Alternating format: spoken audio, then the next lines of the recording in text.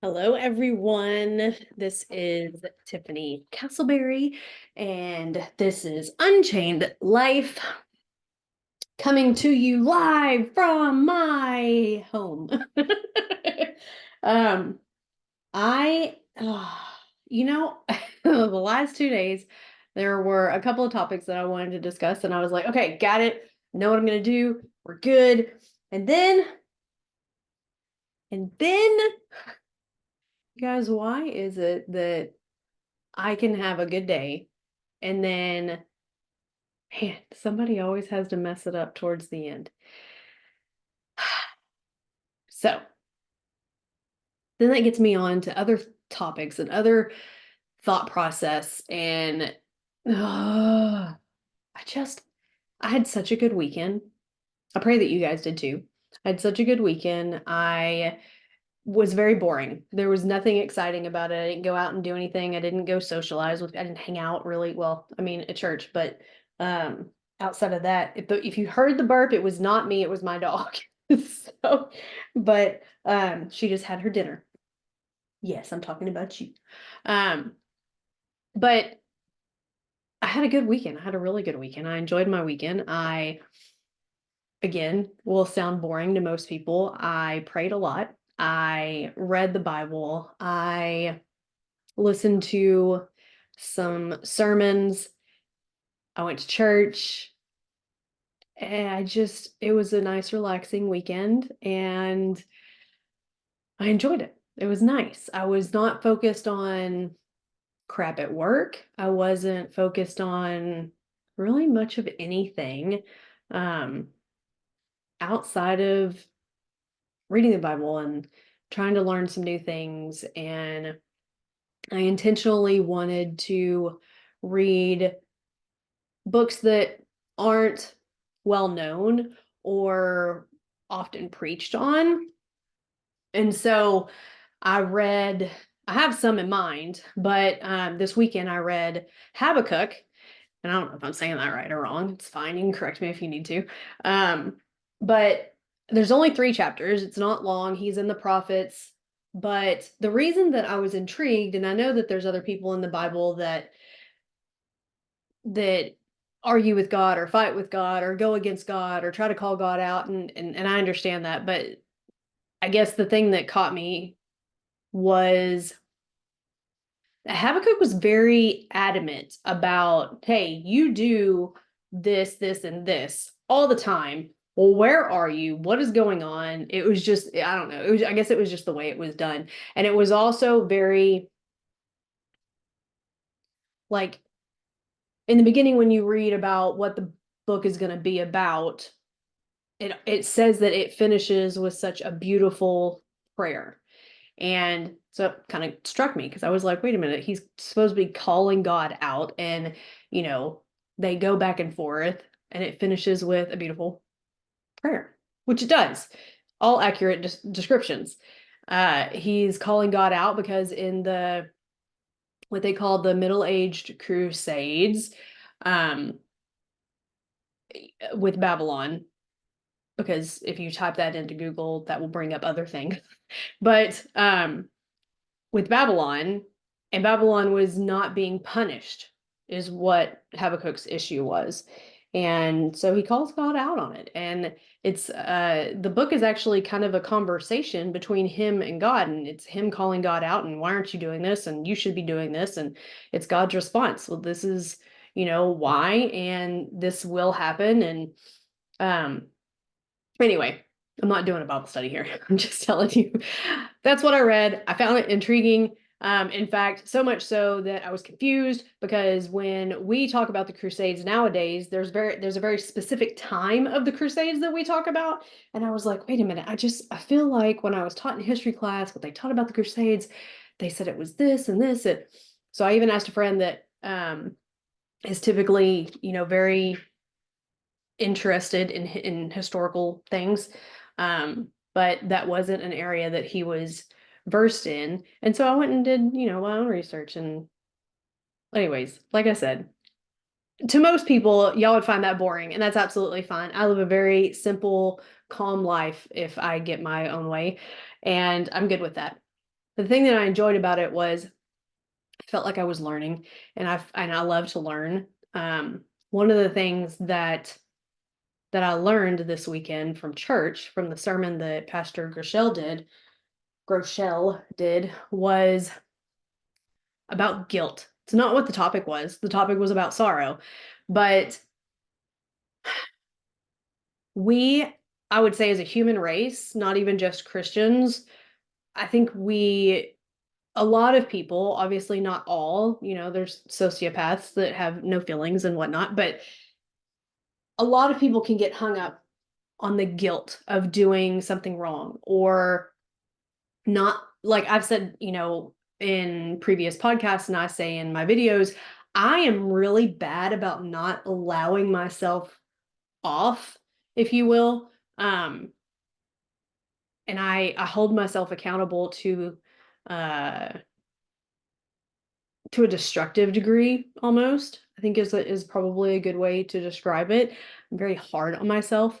And something that the pastor said this weekend that I thought was very pivotal, that I wanted to share, was if we cannot truly repent and let the guilt go, we are allowing Satan to hold us back, or we are allowing ourselves to hold ourselves back from our calling, because we're so focused. And I think that's where, some people talk about an imposter syndrome.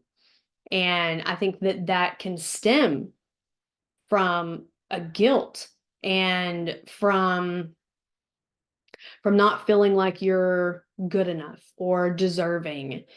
There's a multitude of ways that we hold on to this. It's not just about, the very shallow, superficial guilt. Guilt manifests itself in so many different ways in different people. Depends on how it works, right? So for me, I have a really bad habit about, I'll do really well. I'll be making strides and growing and learning and doing better and all these things.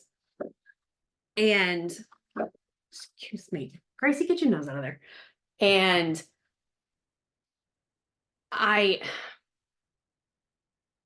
I can't allow myself to help some people, some specific types of people, because I'll remind myself of mistakes I've made, and I'll tell myself that I don't I don't deserve to help others. And I say deserve because it's a blessing to help other people. It's a good thing, I think, because we, as humans, I think that when we help other people, it blesses our soul and it helps us feel better as well. I'm not saying that you should go out and help people so that you feel better, but it's kind of like there was an episode of Friends, and Phoebe wanted to do a selfless act.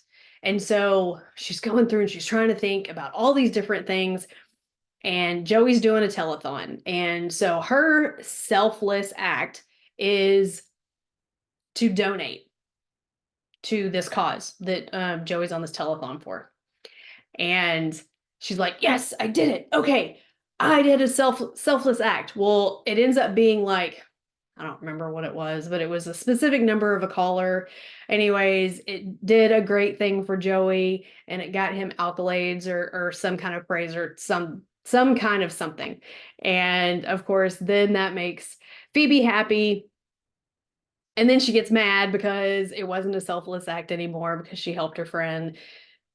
Anyway, so I tell you that because it's really hard to have a completely selfless act, because most of the time you're going to feel good about doing it. And there's nothing wrong with that. Part of the reason that it's, that the saying is it's better to give than to receive is because you feel better giving. Here's a prime example. On Friday, I had gotten a to-go plate after lunch, and I rarely take anything to go just because I'm not really much of a leftover person. And I was actually thinking that as I glanced over at the tray and I was coming up to a light that normally has homeless people standing there. And it was this young girl. She looks like, I mean, late teens, maybe mid 20s. She looks really young. And it just made me really sad. And I was like, man, I never have cash to give.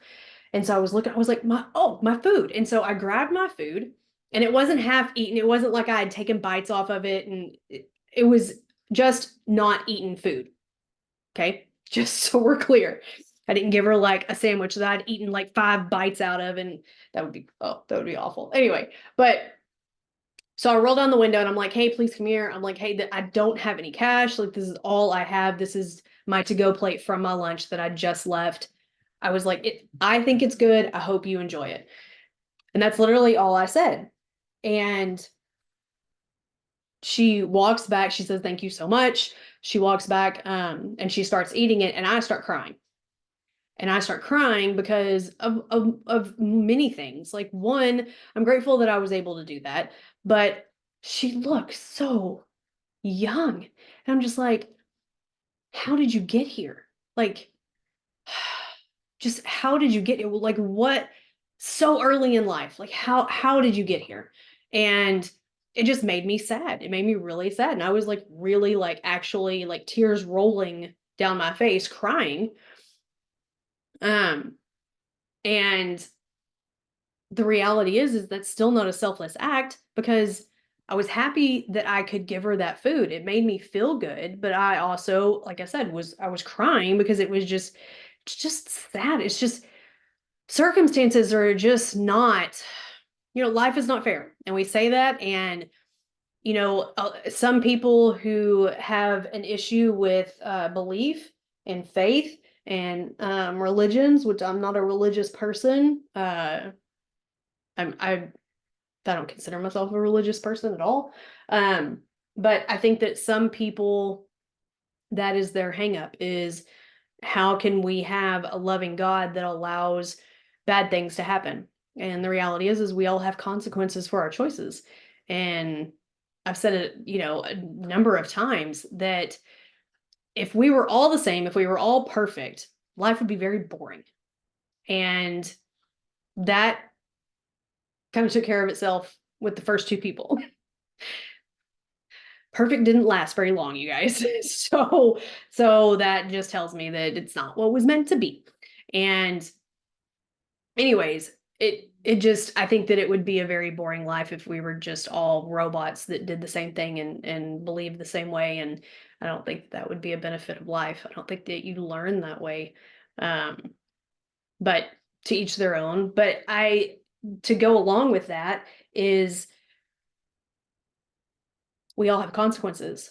We have freedom of will, we make choices, and there's things that happen in life for a reason.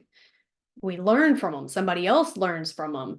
There's a multitude of things, and I don't have all the answers, and I'm not claiming to have all the answers. I just know that you know that is something that some people struggle with, and I understand it. I mean, nobody wants to believe that uh a child should have cancer, that there's something to learn from that, or that I mean, there's a multitude of plethora of examples that I could go through.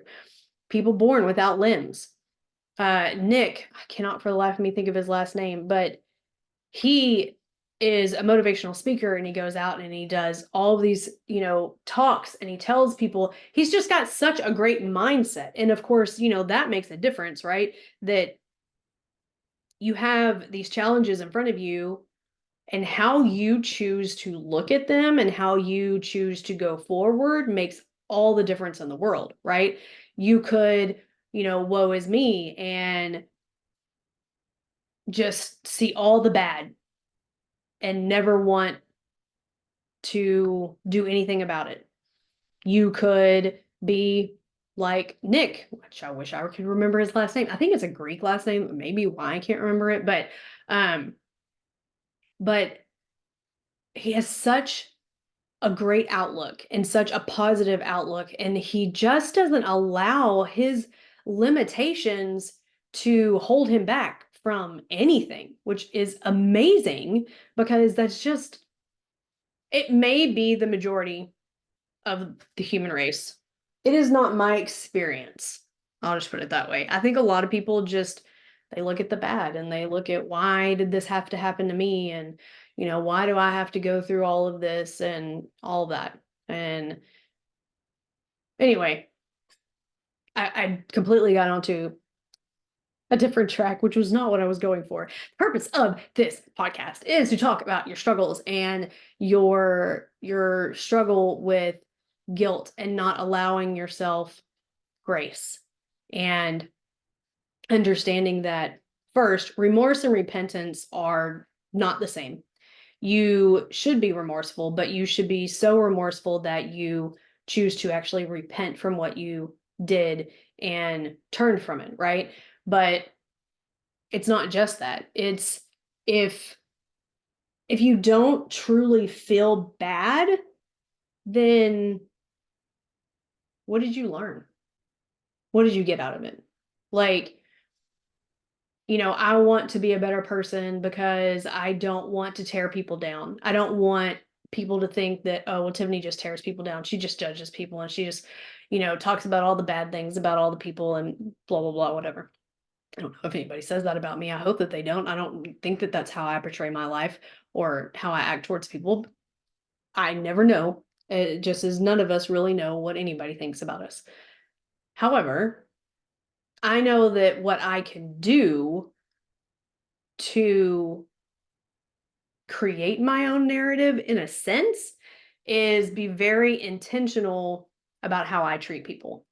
And it can't just be the people that I love, because it's not as difficult, let me put it that way. It's not as difficult to treat the people that you love well.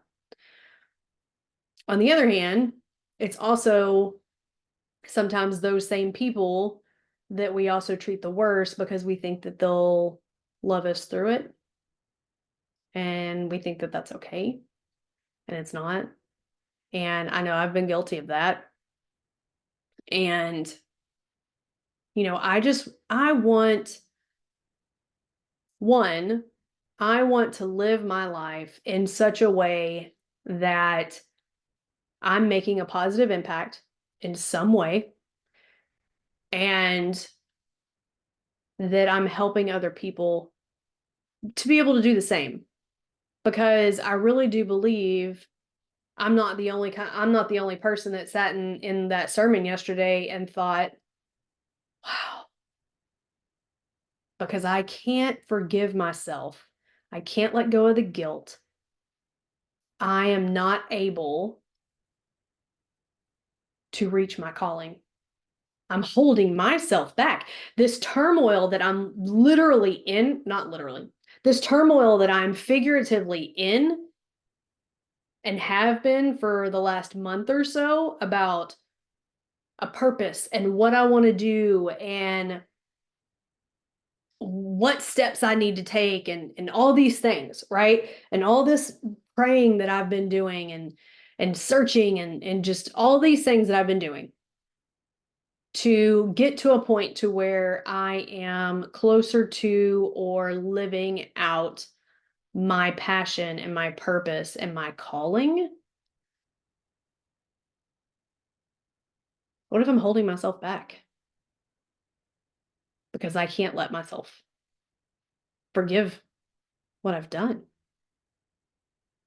How can I expect God's forgiveness if I can't forgive myself?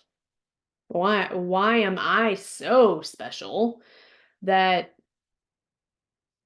my creator that I believe in would forgive me for atrocious sins, but I don't? I can't make that make sense. So why? So why? Right? So stop holding yourself back. Guilt is, we put that on ourselves, and we put it on ourselves in more ways than is necessary. Um, I mean, don't get me wrong, we need to feel remorseful and we need to want to change, when we do bad things or when we hurt people. And I get that, but how long is long enough to punish yourself? I've had to ask myself that question a few times through my adult life because I'm really good at punishing myself. I used to tell myself all the time that I didn't deserve love. I told myself that I didn't deserve to be happy. And that was in the beginning after my divorce. That was one of the reasons that I stayed single. One, I needed to work on myself. Two, I was not over my ex, so it wouldn't be fair to get into another relationship. So I was trying to be really logical about all this stuff. But the other reason is because I truly didn't believe that I deserved to be happy. I didn't believe that I deserved love. I'd screwed it up so many times. And that is, if I'm honest, that is something that I still struggle with. And I think that that probably is evident since I've been single for about 14 years, is understanding that I've punished myself long enough and that, my friends used to make a joke about you're never going to find anybody unless they break into your house because I I'm not social. I don't go out and do things. I enjoy being at home. Um, I mean, they're not wrong. I've thought about it. They're not entirely wrong. I mean, I don't want anybody, please, let's be clear. I do not want anyone to break into my home. It will not bode well. I have weapons. But I mean, maybe it's the mailman. I'll meet the mailman. Or it's somebody delivering a package. I mean, but the obvious is if I'm gonna meet somebody, it's probably gonna be at church. Uh, because I don't go anywhere else. I go to work, and that's not the clientele that I'm willing to entertain, lack of a better description. Um, but as I've said before, I don't make straight A's and all the things that I tell you guys, right? And it's been a long process for me to, I mean, I've told people before, like I've told friends of mine that, have asked me, Tiffany, why are you still single? I don't think I deserve to be happy. And I don't like saying it out loud. I don't believe it so much now, but I did. I did very much so for a long time, that I didn't deserve to be happy, that I had made so many mistakes that I didn't deserve it. And, something that I like to remind myself of, one, in my belief, God doesn't use perfect people. He uses willing people. The other side of it is, if you do any kind of study on King David, then you find out God states he was a man after God's own heart. He was not perfect. He committed adultery and then had her husband killed. He didn't do it himself, but he set it up. So he committed murder intentionally. I mean, that was the reason he was like, hey, let's put Uriah at the front in war, make sure that he didn't come back. adultery and murder, both on the list of 10 commandments, right? And I'm sure there was other things, but those are two big things that people like to hold on to, right? Um, I understand that there's a lot of different ways of hurting other people that, people as humans, we classify things, but in God's eyes, it's all bad. If it's a sin, it's all equal, and it states that. Um, but I go back to David was a man after God's own heart. Like that's what God said, you are a man after my own heart. And he wasn't perfect. So my question is, is there anything in the Bible that says that David screwed it all up because he just couldn't stop feeling guilty or punishing himself, couldn't let it go? No. So keep in mind, and I'm not telling you to go out and commit murder. I'm not telling you to go out and, just take the 10 commandments and check, did that, check, did that. That's not doing that. Okay. Not giving you it's okay to go and do all these things. My point is that we can always rebound from things that we sometimes don't think that we can rebound from. It's not easy. Work has to be done. You have to actually make changes in your own life so that, you can go forward doing the things that you're supposed to, or that, is part of your calling. But I mean, we can always get better, right? The purpose of being able to ask for forgiveness isn't so that we can continue to do it habitually. What are you asking for forgiveness for? Because you want a clean slate to start over again? I mean, and don't get me wrong, I mean, we all commit multiple sins over and over, but intention matters, right? And I've had things that I was doing that I did intentionally, knowing full well of what I was doing. And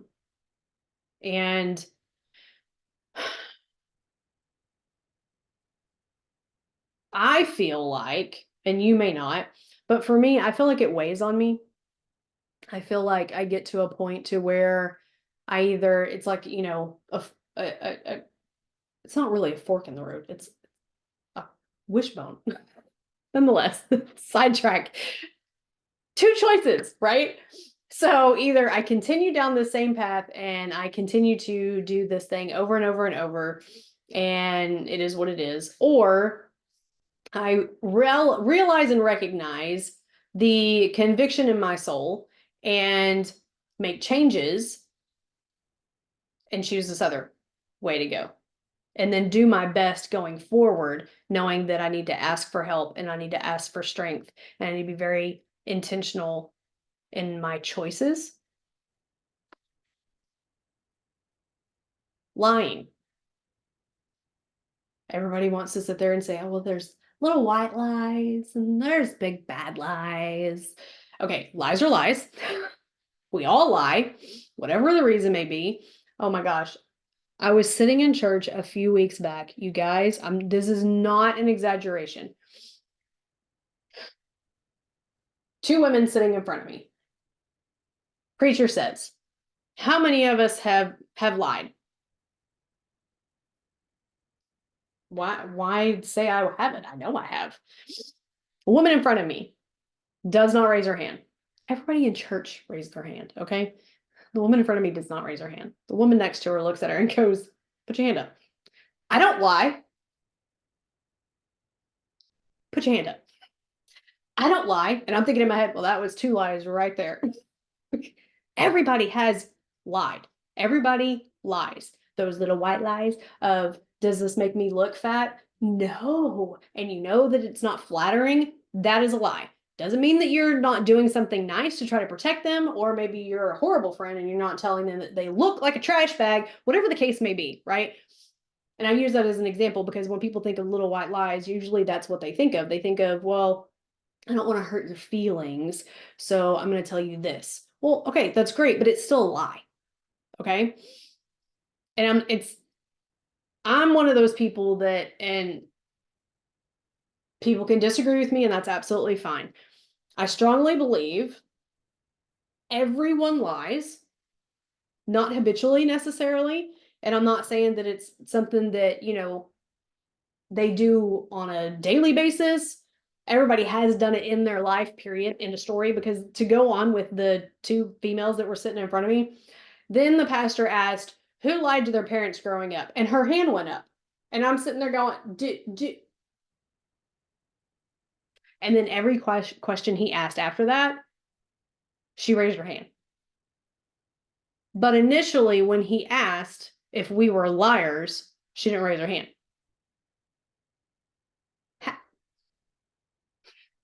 How are you going to say yes to every other question, but not to the initial question that just asked if you were a liar? And this is where I go to where some people cannot handle it. Everyone is also a hypocrite, or has been. Oh my gosh, Tiffany, you just say that. Yes, I did, because it's true. You may not like it. You may not want to be a hypocrite, but at some point in your life, you have been and or will be. I say that because, one, I like to try to knock out reasons that people don't go to church, because one of the reasons that people have for, not liking religion and not going to church, oh, they're just a bunch of hypocrites. Please note, earlier when I said everyone is a hypocrite, I didn't say everyone in church. I said everyone. Everyone has had a moment in their life where they were either a hypocrite or that they will be. It will happen at some point. We are human. That is life. I'm not saying that defines you. I'm proving a point because that's what I do.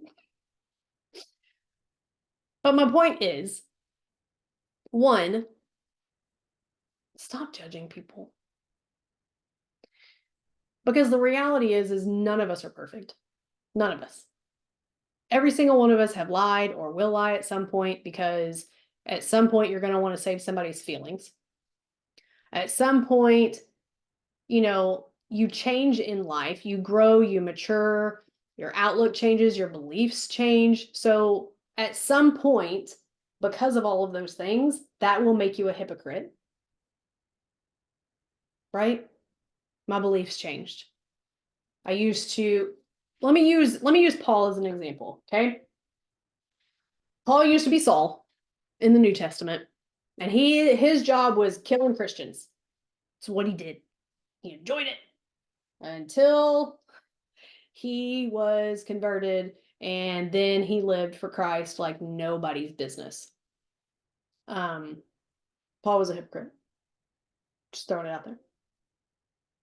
Not saying that because it makes him diminished or anything like that. I'm simply stating his beliefs changed. Therefore, there is a mesh of hypocrisy that happens, right? It's not like you are just running out and saying, I'm going to be a hypocrite. This is what's going to happen. That's not what I'm saying. Okay?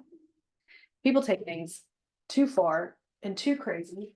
And sorry, my dog was getting in between the bookshelf and the end of the desk. And so I was just confused on the noises. I apologize. Anyway, I tell you all of this because I want you guys to understand, one, nobody is perfect, to include people of faith, to include people in the Bible. Nobody's perfect. Nobody, except for Jesus, came and lived perfectly for 33 years. Don't know how he did it. I mean, I know how he did it because he was God in human form. That's the only way that you can come and live and be perfect. Because let me tell you, you people, as in people, humanity, Man, y'all test me on an hourly basis, much less a daily basis. 30, I just can't imagine living a full day without doing something that's probably wrong. Not because I want to do something wrong, but just because life is not easy, you guys. It's not. And some days you have really good days. Like I had a really good weekend, really enjoyed it. And then I went to work today and something happens, right? So just understand we need to learn to give ourselves grace. If we are truly repentant of what we've done and we're making changes to try to be better, forgive yourself and allow yourself some grace. Because when you start to give yourself some grace, you're going to do better for the people around you. There's a song that says, when you know how much you've been forgiven, it helps you forgiving others. Not always. Some of us, like to be really judgmental. I mean, I think it's human nature to point out the bad things that everybody else has done because it keeps you from having to focus on yourself, right? But just remember, nobody's perfect. We all have guilt and we all need to do better. Nobody in the Bible is perfect. But all we can do is the best that we can possibly do, right? Let's do our best. Let's try to treat those around us the best that we can, offer a little more grace to them and to ourselves, and go and live your calling, whatever it may be. But understand, you matter. You are amazing as you. Don't try to be anybody else. Nobody can be you but you. You deserve a little grace. My dog's confused because that's her name. So that's why she's over here and she keeps looking at me. But you do. We all do. We all need grace and we all need to understand that we're never going to be perfect. So we go out, we learn from what we've done, we do better, and we keep growing and learning as we go forward. And learning from the people that are coaching us and mentoring us and counseling us the tools and resources to be able to do those things. So go and have an amazing evening. I pray that you are smiling and that you had an amazing day and that you have an amazing week. Go be amazing and be blessed.